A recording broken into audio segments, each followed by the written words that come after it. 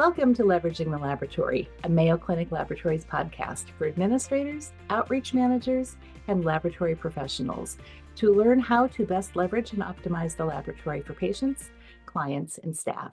I'm your host, Jane Hermansen. I'm the outreach manager at Mayo Clinic Laboratories. And joining me today are Dijkman, Dulkes, and Brianne Newton, Mayo Clinic Laboratories outreach solution strategists. And our topic today is how the laboratory manages patient requests and interactions.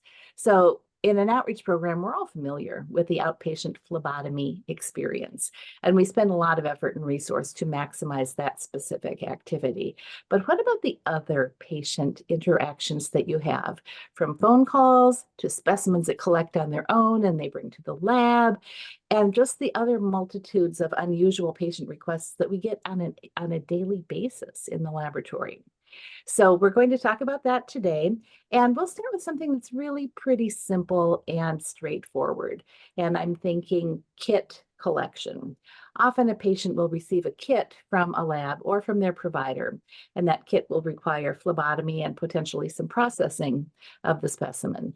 Many times there may be a special study, a clinical trial, or maybe a transplant patient. So it's really important to get that processing right. So who wants to start kit collection? Ellen, I'm going to select you. Pick me. You, go for it. Well, I don't think it's anything but easy, Jane. And when I go and I talk to people and I say, how do you handle kit testing? The first thing they say is, it's very challenging, and it's challenging for a patient. So there's a variety of kits. And some of you may say, I don't know what you're talking about, Ellen. We don't deal with kits. And if that's the case, you're very lucky. But there are many patients that get a kit, and a kit can be related to a research study that maybe their provider has wants to enroll them in, and they may be enrolled in a kit for a study. It may be enrolled for transplant. Maybe they want to have continuity of care, so all their testing is done at the same reference lab within their organization or the same home lab, and so they get this kit. Well, like going to the grocery store and you use your debit card, they're not all the same. And I struggle every time I go to a different machine and I have to figure out how to use the debit card. Well, labs are challenged with how to comply with the kit, because if the kit isn't followed, the instructions, the patient may need to be recollected or excluded from the study if it's not collected right. So herding those cats is quite a challenge. And then some labs charge for collecting the kit, and some labs don't. So I say there's really two different kinds of buckets. If the kit is generated from your organization, try to have the laboratory part of that kit collection process so that the patient instructions are clear. The patient knows where to go and collect the kit. If it's a kit that comes from outside your organization, what do your laboratory staff need to do to collect that kit? Are they able to collect that kit, and is there a collection fee? So I say really being involved in the kit process and being part of the discussion with those heavy hitters really helps the patient, so there's no frustration. There's nothing worse than having a patient showing up with a kit and they like, oh my God, my doctor just said to come here. And you really want to be proactive to help them be successful. So I don't think it's as easy as you think, Jane, because people are challenged by that. Oh, absolutely they are. And every time one walks in, like you said, it's something different. Absolutely right. So I love the idea of keeping the lab involved. So I just think about when you've got the kit collections, that's one thing. The next thing might be an interaction that involves a patient picking up a collection kit from the lab. Let's say a 24-hour urine with a specific set of patient collection instructions to follow it. It might be a plain container. It might have preservatives in it. Sometimes those preservatives could be corrosive or even dangerous. And when I think of danger, I automatically think of Brianne. Nah, just kidding, Brianne. But I'm going to ask you, how would you handle a patient? The 24-hour urine containers, handling that patient communication, all that stuff. If only I could do the cliche and say, it is my middle name. No. No, this one's great because this is a great topic because there's so many different ways to do it. And and really just a few to do it right. If that makes any sense. We're talking about your debit machine struggles. And when you're talking about a patient coming to the lab to obtain a particular container that they need, the one thing which seems so simple, and this could even be a kit, maybe when I was at the lab, we had kits that we had to then give to the patient to bring back. So it's either a specific container or it's a kit that you're giving. But something as simple as making sure that you have them on hand. So maintaining your own supplies so that a patient doesn't make their way to your lab, need a container, you don't have it, they leave, they have to come back when you do. And so something even as simple as that. But when you have those procedures that have extensive collection instructions or maybe kind of confusing or the potential to be confusing, which to me was always 24-hour urine collections, to explain those. um, I have found myself is patients hear about 10% of whatever they hear in a medical setting, just because it's either news or it's confusing or it's different weird words or whatever. And so, we mitigate that by having a caretaker with us or a friend or whatever. The same thing goes with instructions is if you can explain them verbally, give your staff some scripting, but send something home with the patient on paper that is as easy to understand as possible with examples so that when they forget what you said, they can still go back and have something to refer to. So in the instance of a 24-hour urine, provide a little example scenario. For example, if it was collected at, and just something as simple as that to read through, because if you go through and try and explain it without using specifics, it's very, very confusing, even for lab folks. So that one I would say for sure, but not even just that. In those instructions, it's a great opportunity to provide all sorts of information to make that experience for the patient as great as possible in association with your lab. So not only instructions on whatever collection is needed, but how about we throw in some frequently asked questions about that test? How about we put in a contact number for the laboratory in case they have questions when they're at home and they need to get back in touch with you? Could they find it another way? Absolutely. Is it nice to have it in with all their other stuff? Even better. So just thinking about those sort of things. And Jane, you mentioned some dangerous chemicals. Okay, what do we need to do? How is this handled to avoid, an exposure that a patient wouldn't want? Is there foods and things they need to avoid? Is there special handling or storage until they bring it back? All of those things that ensure a successful specimen start to finish and a good outcome for that test result, put all of that in there in the instructions, but most importantly, be specific and put it in writing, because as plain and clear and and everything as you could verbally convey it, the patient may or may not remember that, but it's so much easier when they're at home in their own comfortable environment and they can go back to the papers you provided. Absolutely. I love that. And then once they've done all the collection, hopefully they've done it right. Now they have to bring it into the laboratory because otherwise we're not going to get the specimen. So now they have to be hauling those specimens back into the laboratory. Do you have any interesting stories to tell or any tips? Well, first of all, tips on how to make a good patient experience when they're bringing those specimens back. They're trucking something in that's probably a little embarrassing for them. And any interesting stories to tell? I've got a story that I can tell if nobody else has one, but just kind of how do you maximize that effectiveness and the efficiency of getting that specimen back in the door for a good patient experience?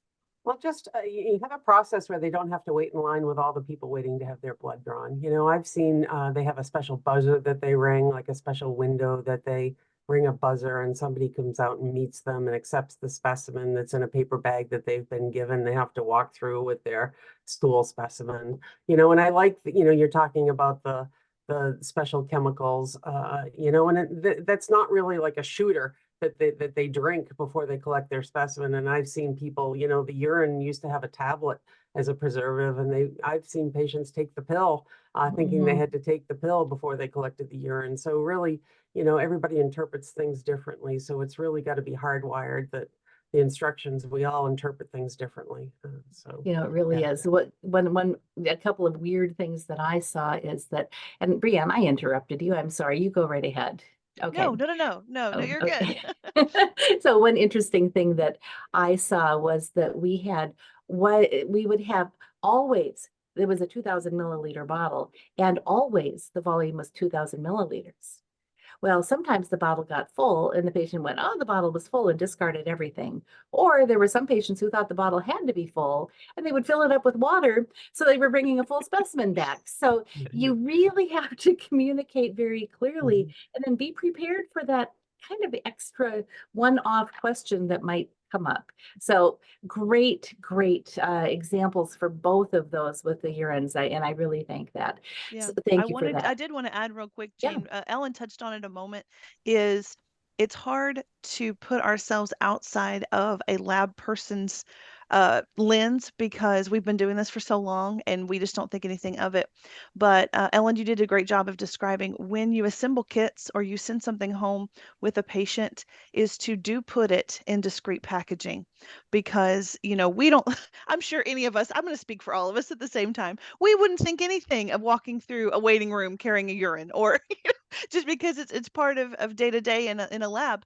But mortifyingly embarrassing for a patient or their caregiver who's not used to that, and let's just remove that, right? Just step back and step away from that so that that's not part of the equation. And again, going back to a positive experience, because it is kind of awkward, it is embarrassing, and then having to leave it, the visual exposed to the world even more so. So just that extra thoughtfulness can just mean so much. Yeah, absolutely. Could not agree more. And then I mean, paper bags, you can buy paper bags, relatively cheaply. When you give the kit or give the supplies to the patient, give them the paper bag. Well, and you know what? Sometimes patients lose the stuff. They're going, oh, I got to collect a specimen. So now they're going to use whatever they happen to have in the house. Brianne, have you seen any unusual non-standard containers? Anything interesting related to that? I'm sure all of us, and it's funny, and you're right. The approved containers can get lost. So of course, one thing with the screw lid is the same as something else, right? That has a screw top lid. So we have seen some, down here in Texas, some salsa jars and some other things like that. Oh, it's fine. It's sterile. I ran it through my dishwasher. No, that's not the same thing. Thank you for that. That's extra thoughtfulness for us, but not the same thing. We had some various specimens come in Ziploc baggies, and they wanted to make sure that the specimen was kept at body temperature, so they kept it in their pocket and produced it at the desk. So what's funny is, back to teaching, back to education days, is having students, trying to prepare them, because it's going to happen. This is going to be part of your day, and trying to teach those students to keep a straight face and to not be horrified by what might walk in the door, but inevitably it's going to happen. And when you do, you just chuckle in the back and you leave it for a story like today. Absolutely. Ellen, any interesting stories you've got related to containers? Ziploc bags strapped to the body. I never heard of that one, Brianne, but why not? I think, the call center really is a hub for all kinds of things. And, you got to arm your call center with all kinds of questions. And I'm just going to go to the freaked out mothers that call with like bot flies and pinworms and ascaris and ticks, and they want the ticks tested. And some labs will send that for testing and other labs won't. So I guess I'm just going to teachable moments for your call center to deal with how do they handle the scripting related to those things. What do they tell those mothers? Call your provider. You got to be prepared for those kinds of calls. The other thing, sort of a segue, Jane, people will want their parts back. Placentas, mothers will want their placentas back. We have gentlemen and women that want their hardware back after their total knee.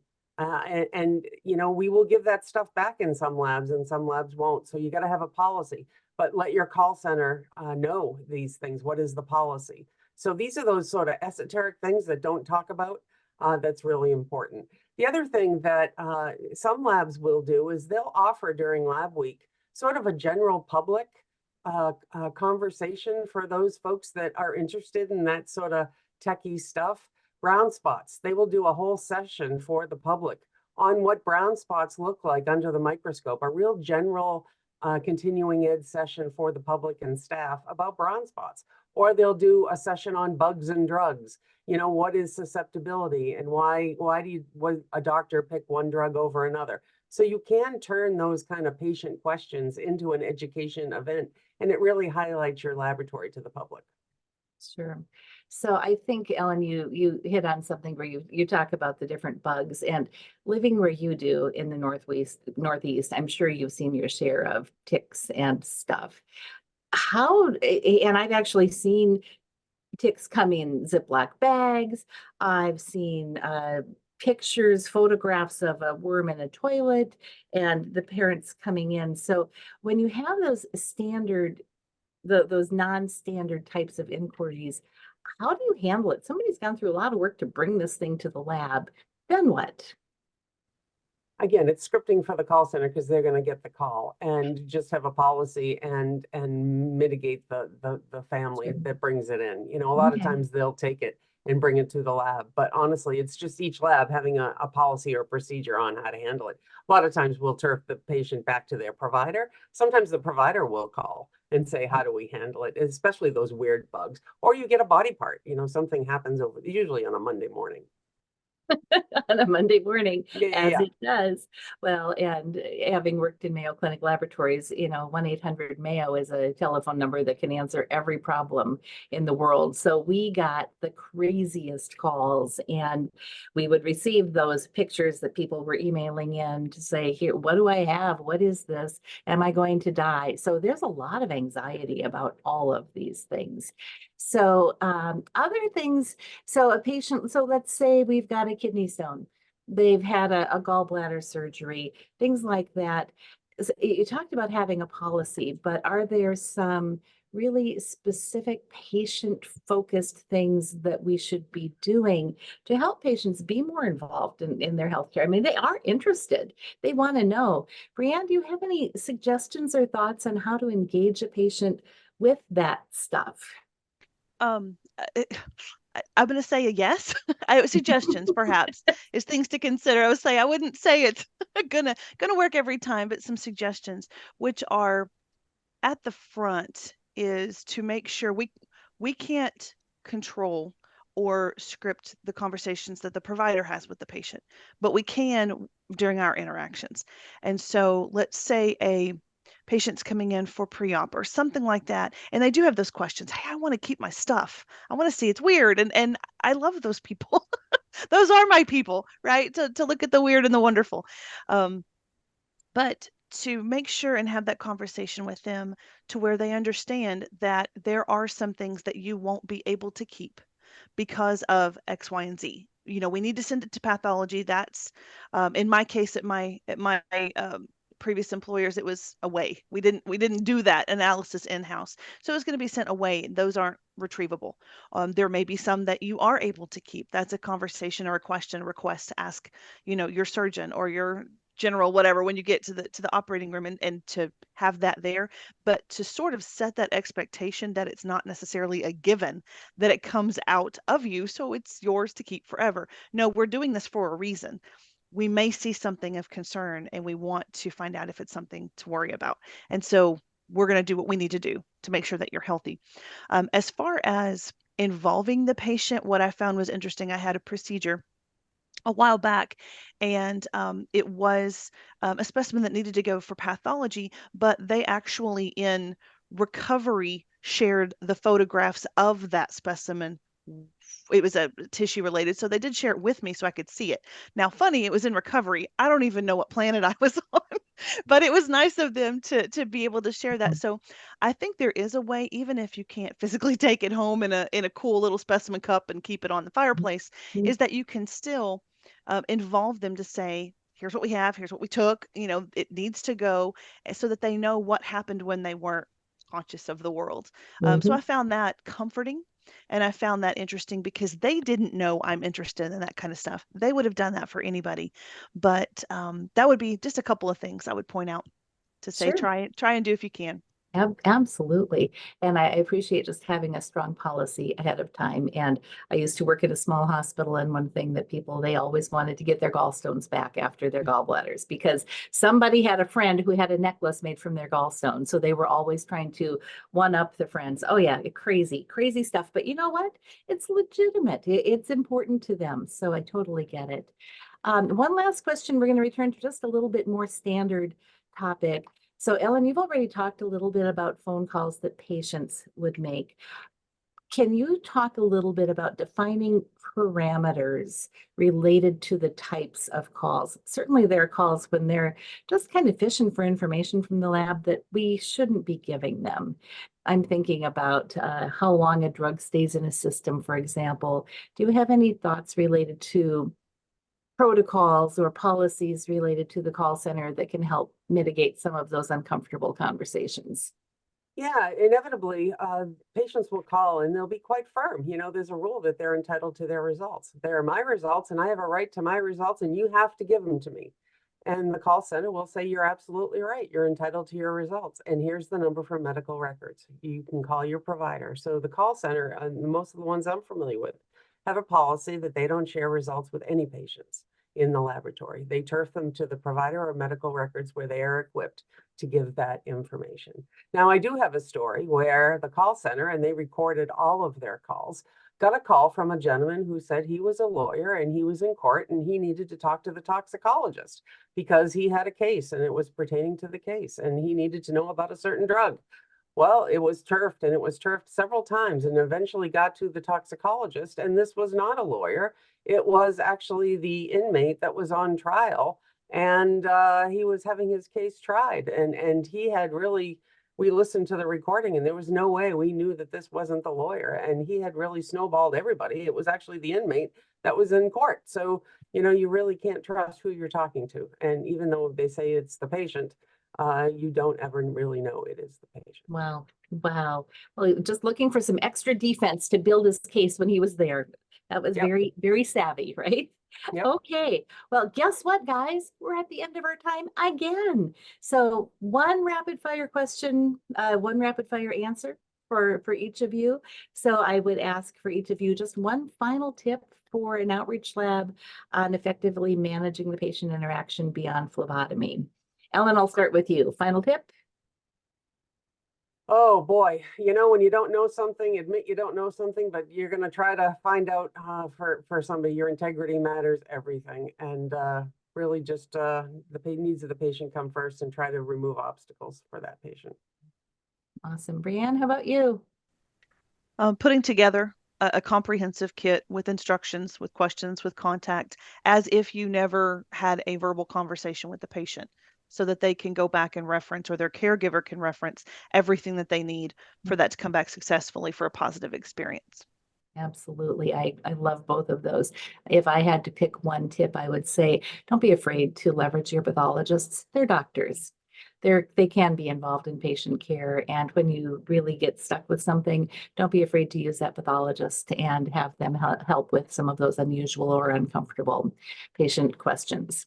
So thank you, both of you guys, as always, for sharing your experiences in this area, because every lab outreach program needs to be able to focus and serve the needs of the patient, whether it's through the phlebotomy, the specimen drop-off, or even through phone calls.